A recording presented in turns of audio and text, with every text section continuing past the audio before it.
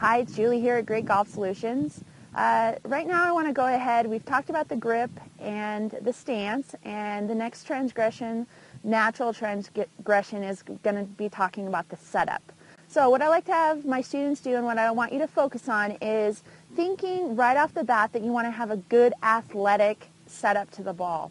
And when you think of athletic setup, go ahead and think about other sports that either you may play or you have watched, such as tennis. Basketball is a good one. I always refer to volleyball because I grew up playing that too. And by a good athletic position, it means that you get in that position that allows you to move from side to side, front to back, without losing your balance. A bad athletic position or a bad setup for golf is going to be where your weight or your undercarriage is underneath you. You need to get and make sure, if you think about it, you want to get everything so they balance each other out. So it's about rotating your hips back, flexing your knees, having good angles. And so let's go ahead and get started with that. One thing that I'd like you to do is go ahead and take your stance again, shoulder width apart from the inside of your heels. Let your toes spread out or angle out about 30 to 35 degrees. And then go ahead and what I have people do is stand straight up. You want to make sure your head is in line with your spine. So what it would look like if you weren't in line with your spine is your chin would be dropped into your chest. So shoulder width apart, good posture, standing up straight. And now probably the easiest way just to kind of get you in that setup and show you is go ahead and just flex your knees a little bit. Flex your knees, just give a little bounce.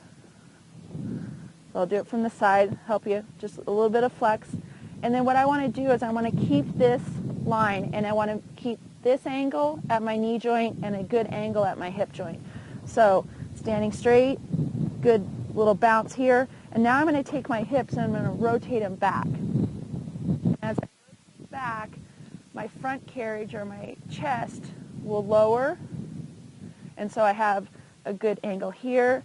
My knee joint, my hip joint, and my back has a good flat angle to it.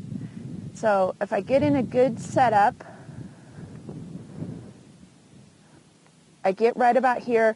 As you set up, your arms will hang directly off of your shoulders. So you don't want to reach out and you don't want to tuck in.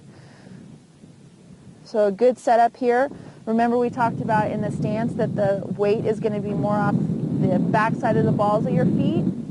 So that gives me good motion this way, and it gives me good bounce front to back. And you'll see that I have good angles. My head stays aligned with my spine, so my chin does not drop into my chest.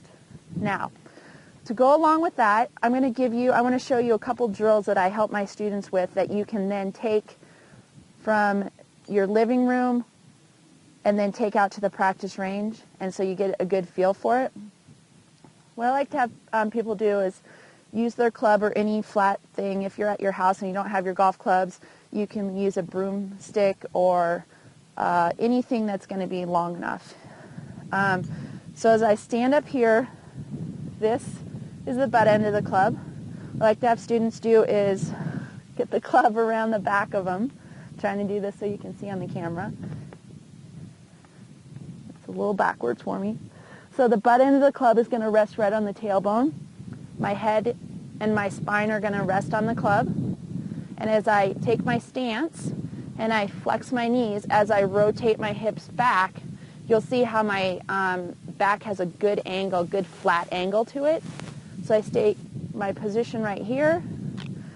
I let my arms hang right down in front of me, right from my shoulders, and that's where I'm going to place my club. I have good balance, and this is going to allow me then, as I take my backswing, that I'm going to maintain my balance back and through. So just to recap the setup a little bit, the things that you want to keep in mind is you want to have good angles, good back, flat back angle, good knee, good hip angle, and it's going to allow you to have better balance. What you want to guard against, let me briefly touch on this, is I mentioned that your undercarriage here, If you start out and you're standing too upright, your arms don't have anywhere to swing. That's one thing. And then if you stand upright and you take that club back away, you're always going to fall back.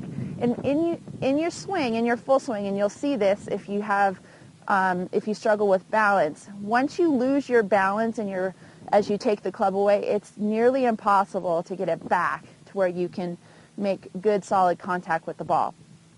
So along with the setup, the 3 key fundamentals to get started, the grip, the stance, and the setup, those are 3 things that you want to have a very good understanding and feel for before you move on and go with us in our series of the full swing. With that being said, work on these key fundamentals, and we'll see you in the next series.